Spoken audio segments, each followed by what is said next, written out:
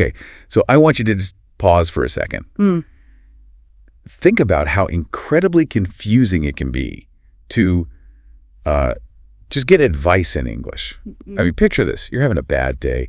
A friend looks at you, smiles, and says, hey, keep your chin up. Nice. Right. Yeah, that's a classic Optimism 101. Stay positive.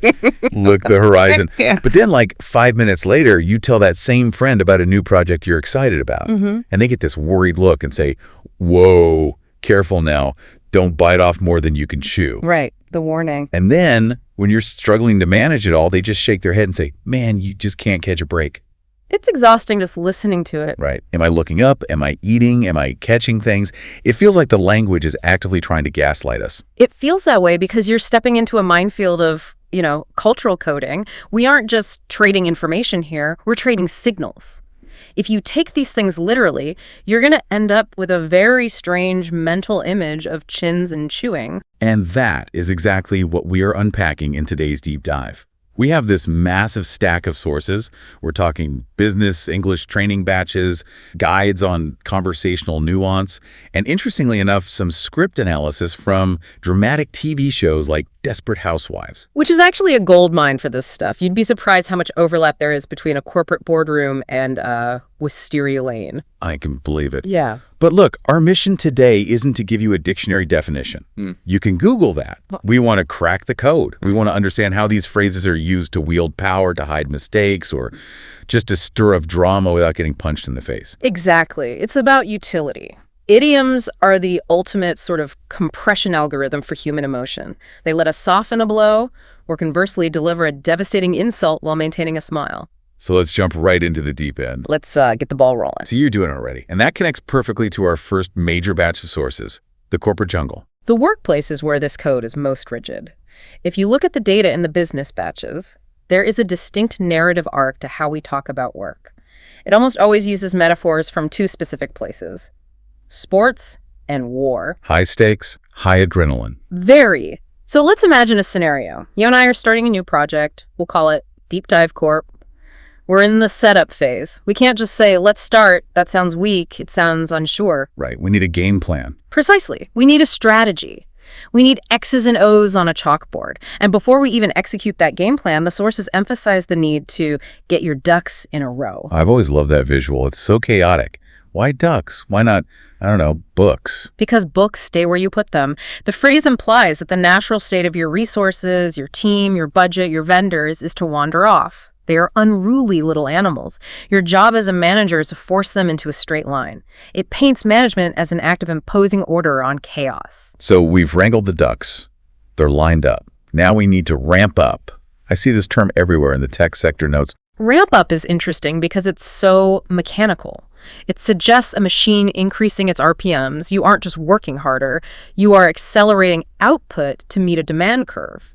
It removes the human element of, say, tiredness and replaces it with industrial capacity. But here's where the sources get really interesting. The power dynamics. Who's actually driving this machine? The person who calls the shots. Right. The decision maker. The marksman, originally. But looking at the source material, there's this great contrast between the person calling the shots and the figurehead. Oh, that's a brutal distinction. If someone calls you a figurehead, that is not a compliment. It sounds so majestic, though, like the carving on the front of a wooden ship. But remember what the figurehead on a ship actually does. It looks pretty, it's out in front taking the waves, but it has zero control over the steering. It's wood. In business, if you're called a figurehead, it means you have the title, maybe chairman, but someone else has the real power. And if you want to get things done, you don't talk to the figurehead, you bring in the heavy hitter. The heavy hitter. Again, a baseball metaphor. The batter who hits home runs. If you're negotiating a merger or dealing with a crisis, you send in the heavy hitter. And that heavy hitter rarely works alone. They usually have a right-hand man. Or a right-hand woman, the indispensable assistant, the person who stands at the king's right hand in battle. It's ancient stuff. So, sticking with our project narrative here, the ducks are in a row, heavy hitters are involved. Now we want to dominate. The sources mention trying to corner the market. This one comes from finance and trading. To corner the market means you've bought up enough of a commodity, let's say rare earth minerals, as the article mentions, that you control the price because you own the supply. It implies total dominance. It sounds aggressive. It is. Business English is often aggressive. You want to be ahead of the curve, moving faster than the competition's trajectory, so you can create a cash cow. A cash cow. This is one of those phrases we use so often we forget how weird it is. A cow made of money, or a cow that eats money. It's actually from the Boston Consulting Group's matrix, the BCG matrix. It refers to a product that has a high market share in a slow-growing industry. You don't have to feed it much investment. You milk it for cash to fund other things. I need a few of those in my life. Just a couple of cash cows in the backyard. Don't we all? But the ultimate goal of all this, the cows, the ducks, the hitting, is to move the needle. To make a measurable difference. Right. You don't want to just be busy. You want to impact the bottom line. Which brings us to the colorful world of accounting. In the black versus in the red. Simple bookkeeping history. Before digital spreadsheets, accountants used black ink for profit entries and red ink for debt or loss. If you're in the red, you are literally bleeding money on the page. Okay, so that's the happy path. We ramp up, we call the shots, we get in the black.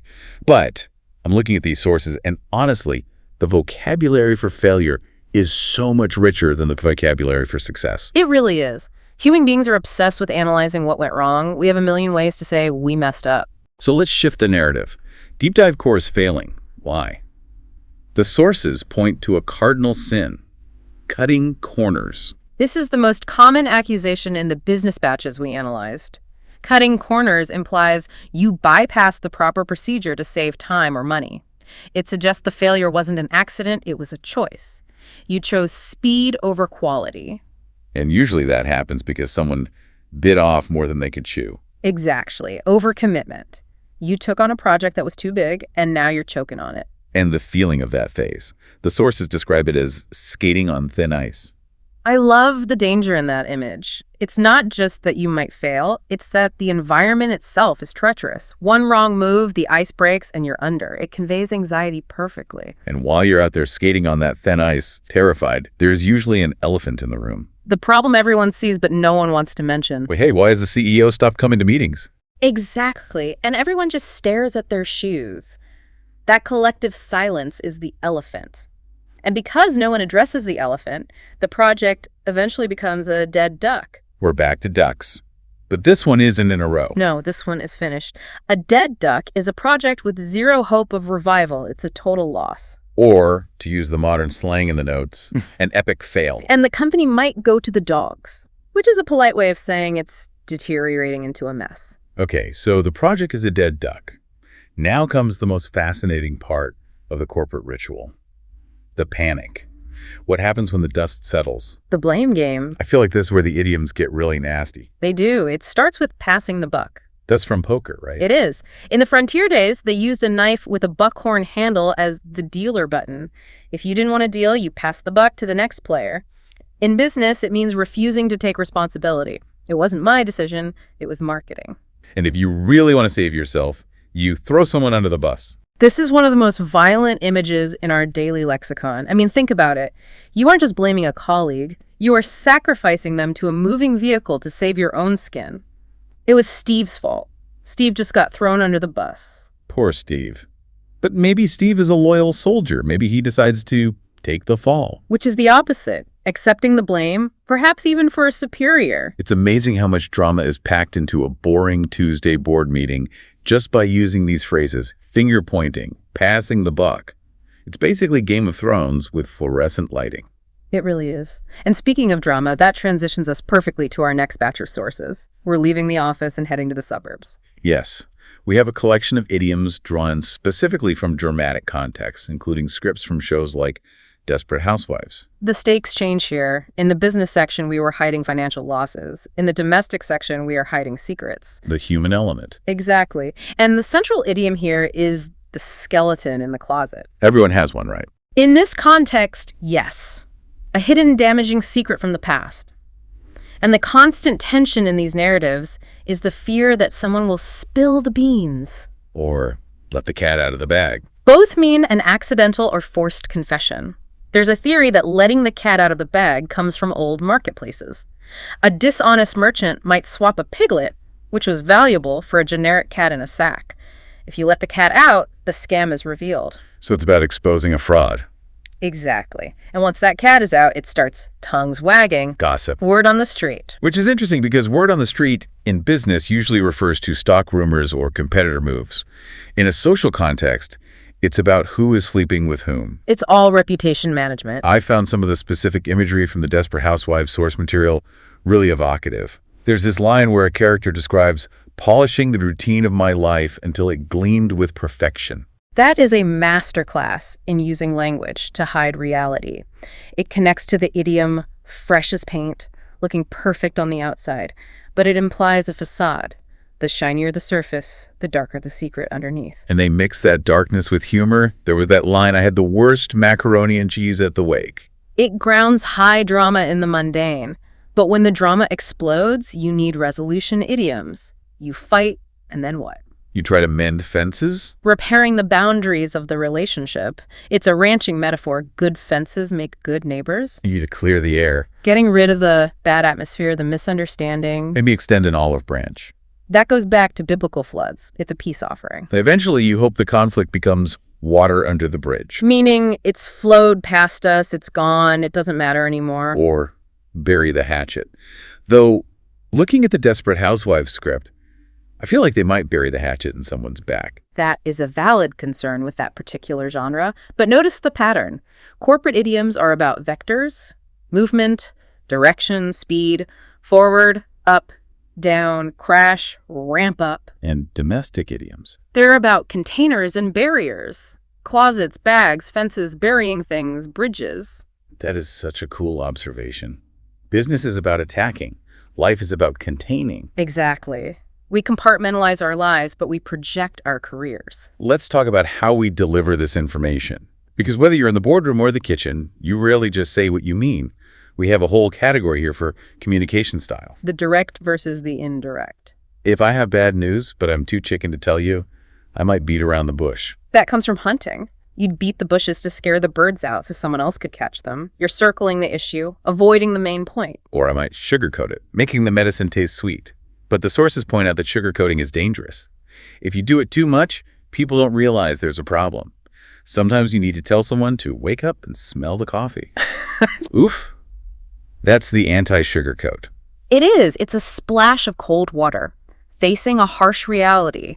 Or, to use another phrase from the list, to put it bluntly. I love the strategic passivity of some of these, though. Like, the ball is in your court. It sounds polite, but it's actually a power move. It is. It shifts the burden of action completely. I've sent the email. I've done my part. The ball is in your court. If nothing happens now, it's your fault. And what about when you hear something you don't quite believe? The source list, take it with a grain of salt. Be skeptical. It supposedly comes from an old antidote for poison that included a grain of salt. It means don't swallow this information whole. It might be toxic or just exaggerated. And then there's the classic timing idiom. You're talking about someone and they walk in. Speak of the devil. Short for, speak of the devil and he shall appear. It's used lightly now, but it still carries that tiny flavor of this person might be trouble. One phrase I saw on the list that I use all the time to get out of things is rain check. Ah, the polite decline. I can't make it tonight. Can I take a rain check? This comes from baseball again. If a game was rained out, you got a ticket for a future game. It's a great social tool because it promises a future yes to soften the current no. It's a classic way of letting someone off the hook. Which is another fishing metaphor. Yeah. You've caught them, they are guilty or obligated, but you choose to unhook them and let them swim away. You forgive the duty. So, looking at this massive collection from corporate ladders and dead ducks to rain checks and buried hatchets, what's the big picture here? Why do we speak in this code?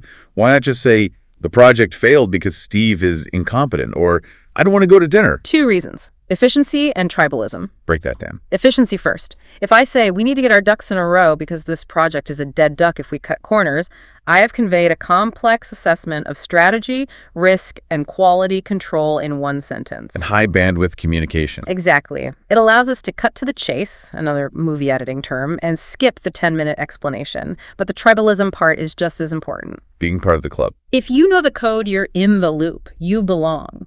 If you're sitting in that meeting and you don't know what blue sky thinking or spilling the beans means, you're out of the loop. You're an outsider.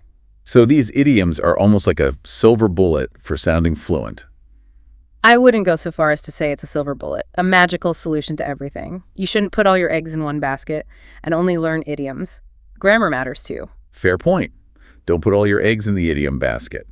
But it certainly helps you sound like you understand the culture, not just the vocabulary. Absolutely. It adds color, nuance, and emotion to dry facts. It turns a transaction into a relationship.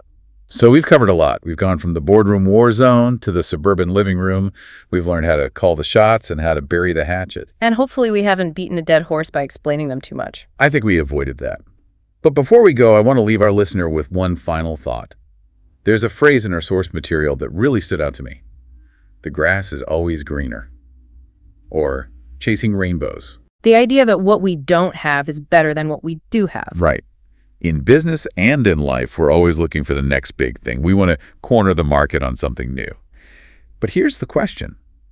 Are we so busy chasing rainbows that we miss the low-hanging fruit right in front of us? That is a great question. Low-hanging fruit implies the easiest wins. The things you can reach without a ladder. Sometimes they're the most valuable, but we ignore them because we're too busy looking over the fence at the neighbor's grass. Something to chew on. Don't bite off more than you can chew, but definitely chew on that. Thanks for joining us on this deep dive into the Code of English. Always a pleasure to help clear the air. See you next time.